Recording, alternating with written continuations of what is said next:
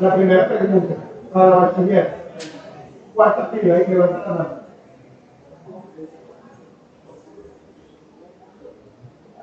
Dice, por favor, dice tu nombre. ¿Eres estudiante? Y hace la pregunta a cualquiera de los dos cuando sea.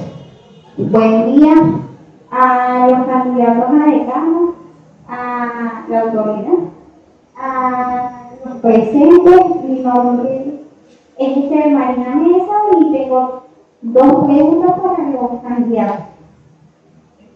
La primera es si ustedes conocen la ley y los lineamientos y planteamientos para que personas discapacitadas, bueno, con alguna limitación, que se presentan en la facultad, que debería por lo menos tener el 1% de personas que tengan alguna disfuncionalidad. Ok. ¿Qué presentan dentro de sus planes para estas personas si van a crear alguna unidad o algún taller para velar por ese funcionamiento? Esa es la primera. La segunda,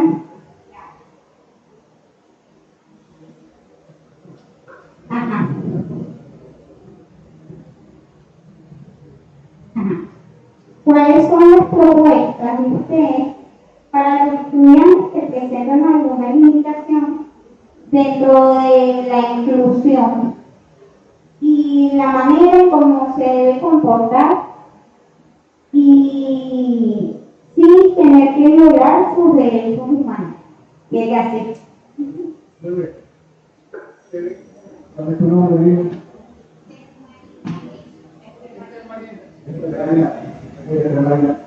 Yo no tengo todo esto y lo que me quería es apoyo de ayuda para decir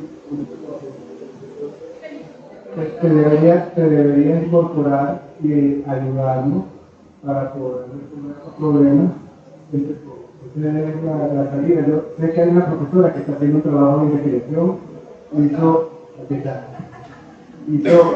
el inventario, nos hizo una encuesta que no todo el mundo contestó, pero sí la contesté y me parece que es una manera de ponernos a trabajar sobre la sensibilidad. Bienvenida a formar parte. Hay que hacerlo entre todos.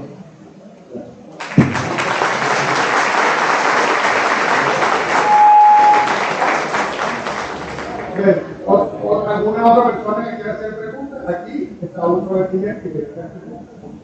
Además es miembro del Consejo de Coordinación Académica de la escuela. Damos la bienvenida, porque no solamente que tengamos un consejo ampliado, y menos al profesor Cristóbal Mendoza, que es el coordinador de la nueva secretaría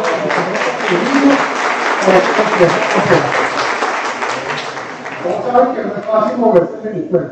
Si llegar a empezar aquí es difícil, imagínate lo que es esto. Adelante con tu pregunta. Okay. Te presenta para que lo demás te conozcan. Diana Carrero, miembro del Centro de Estudiantes y parte del Cocoba también. Actualmente estamos haciendo en vivo, por lo tanto estamos recibiendo preguntas. Y bueno, la primera pregunta que recibimos es cuáles son las propuestas que tienen planteadas para la UDE. Yo no sé cómo competir con esto porque yo no soy yo, pero puedo decir que mi pareja es los hermanos comprendo un poco de la balanza. Algún corazoncito tengo ahí también. Yo estuve la semana pasada y tengo grandes amigos ahí. De hecho, aquí está Marco Coronel entre ellos y todo. La idea que me traje y producto de la sensación con la cual vinieron los estudiantes hace un par de semanas y a lo cual yo tuve que decirles que no se sintieran incomodados como fue que lo manifestaron. En esos términos les traté de hacer entender y ahora que pasó el tiempo suficiente, igual que Neo veo una magnífica oportunidad de hacer que el núcleo tenga personalidad propia. Yo creo que no es sano tratar de verse desde allá en el espejo de Caracas. Ustedes se deberían ver en el espejo del territorio, de la identidad, de la cultura, del folclore, de los medios productivos, y eso lo convertirían en una fortaleza para poder sentirse independientes en la manera de pensar y de diseñar y de enfrentar los problemas de sí. Yo creo que se podría trabajar perfectamente en esa construcción de un proyecto más arraigado con el territorio. No se nos puede comentar en aquel momento, lo pensé después. Hay una experiencia magnífica en el centro de Chile, en la Universidad de Talca, que trabajan con los muchachos desde el primer semestre, recorriendo y reconociendo el territorio, haciendo lo que nosotros hacemos aquí con cubos de madera o anillas, con materiales del lugar. Y desde el primer semestre saben que su tesis, su trabajo final de carrera, va a concluir con un proyecto que resuelva un problema específico del territorio. Incluso tienen que buscar patrocinantes dentro de la comunidad, de la red de comerciantes, para que financien el proyecto de final de carrera, lo cual lo hace extremadamente rico porque los proyectos no se quedan en maquetas o en planos, sino que se ejecutan en alguna parte territorial, sea en el campo, en la costa que tienen, en la montaña, en los ríos, por la... Me parece que es una oportunidad, que es una fortaleza y creo que se puede hacer magnífico. Muchas gracias a los dos, nuevamente.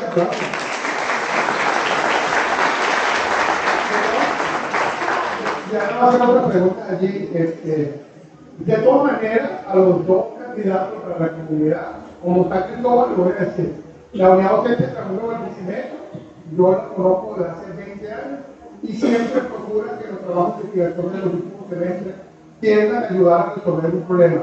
Sobre el parque del profesor Nieto hay bastantes propuestas que ha hecho la UNED y sobre resolver problemas desde el cementerio de indígenas hasta muchas cosas. La unidad docente sí se caracteriza porque sus estudiantes y profesores hacen proyectos interesantes.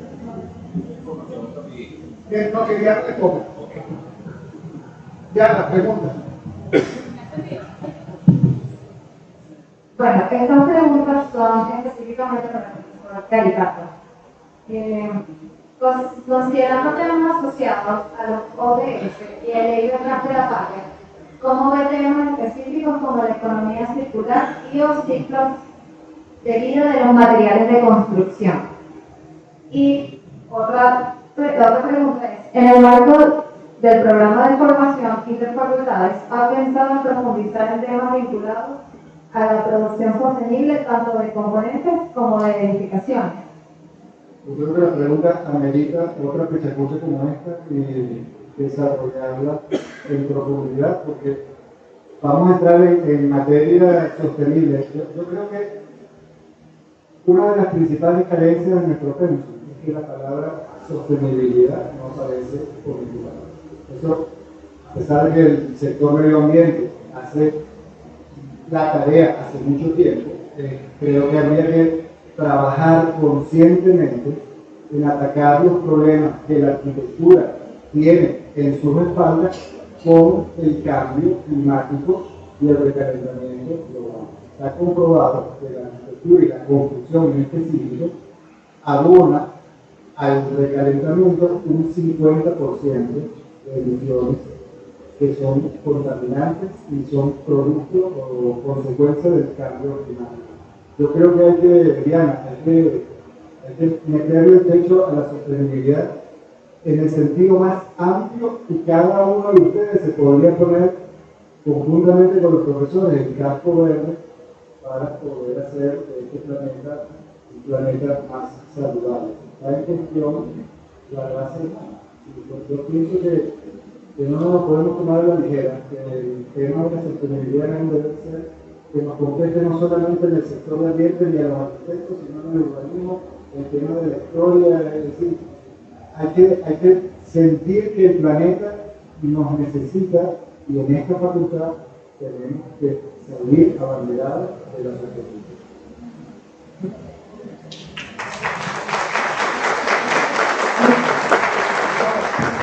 ¿Alguna otra pregunta?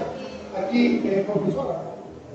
No, bueno, yo, mi intervención parte de la compatibilidad o incompatibilidad de ambas posturas, donde una se ha visto, la del arquitecto Juan, dirigida, enfocada hacia la valoración política como determinante y dominante en el desarrollo de la concepción que debe tener la política dentro de la enseñanza, no solo de la arquitectura, sino de todas las actividades universitarias y profesionales.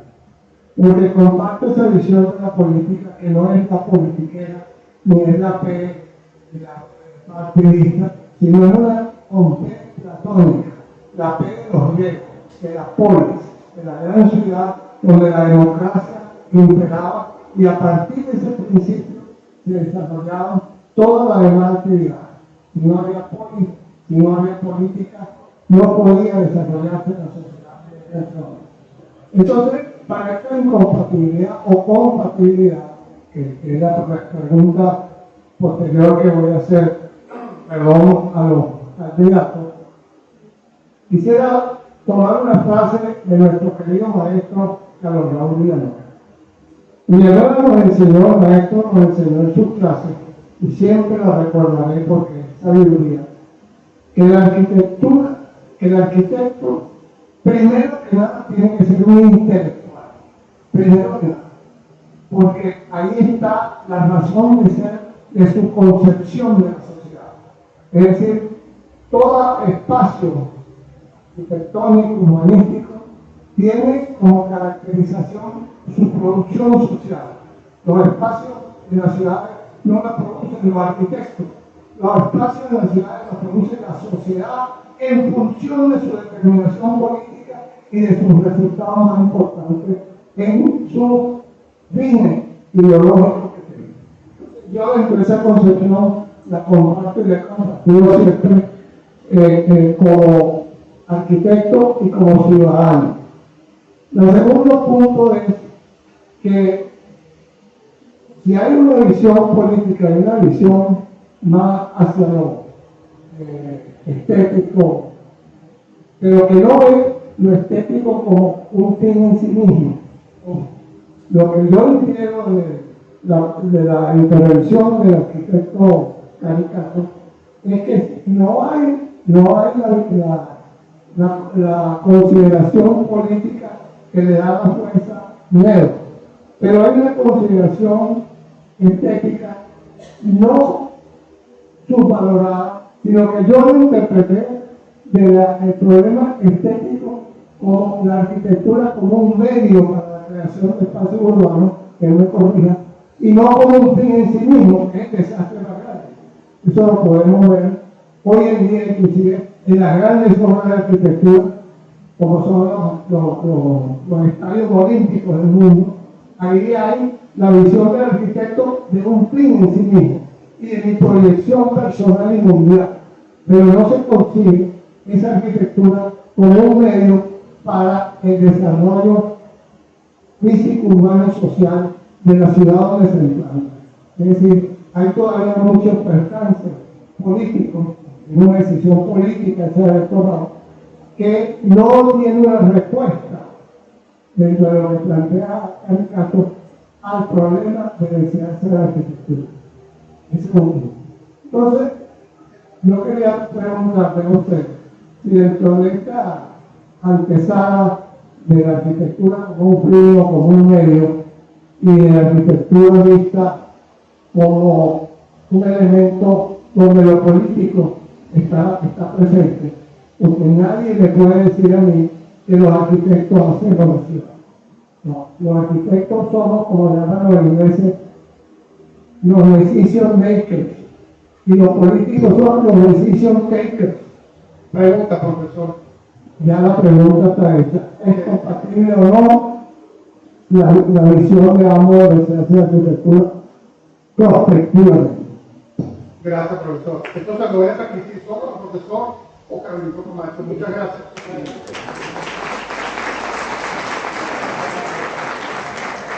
Todo mi respeto a mi querido amigo, el profesor. Profesores, respondan ustedes. Tampoco sé cómo competir con el trabajo con Villanueva, obviamente yo no pude trabajar con Villanueva y tuve que leer los apuntes de Villanueva. Es decir, las cosas que me marcaron cuando entré en esta facultad y coincido contigo, Carolito, es la frase que se me grabó y que me la he debido tatuar, es que la arquitectura se piensa y después de que se piensa, se enseña. Hay que saber pensar y hay que enseñarle a los estudiantes a pensar. Villanueva decía que era preferible hacer una cabeza bien hecha que más bien llena. Es decir, refiriéndose a que era importantísimo enseñar a los estudiantes a pensar. Con respecto a la diferencia de la política, gustaría aclarar que no es que yo no sea un político, todos somos políticos. En el fondo, la definición griega más básica es aquel que pone orden en la sociedad. Y el tema del orden nos compete a nosotros los arquitectos. Yo lo que tengo es menos experiencia política que este, comillas, político. Y lo es por todos los lados. Entonces, yo contra eso no puedo competir. Pero creo, y me disculpo de la franqueza, pero si quiero sensibilidad, te estoy pidiendo excusas desde el principio, siento que la política tradicional nos ha traído hasta aquí. Y creo que habría que darle una oportunidad a alguna falta de experiencia para ensayar otros modelos distintos e incluso apostar a la falta de política o a la falta de experiencia para resolver algunos problemas. No todos, pero no todo lo veo resuelto desde la política, sino desde la creatividad, desde la academia, lo que tú llamas la estética en el mejor de los sentidos. Y el manual de Tatarteo y de las 6 ideas sobre la estética es un tomo estupendo que degrana la estética a lo largo de la historia. El concepto de estética ha variado desde los inicios hasta ahora. Entonces habría que definir muy claramente cuál es la noción de estética que estamos manejando a nivel contemporáneo como sociedad.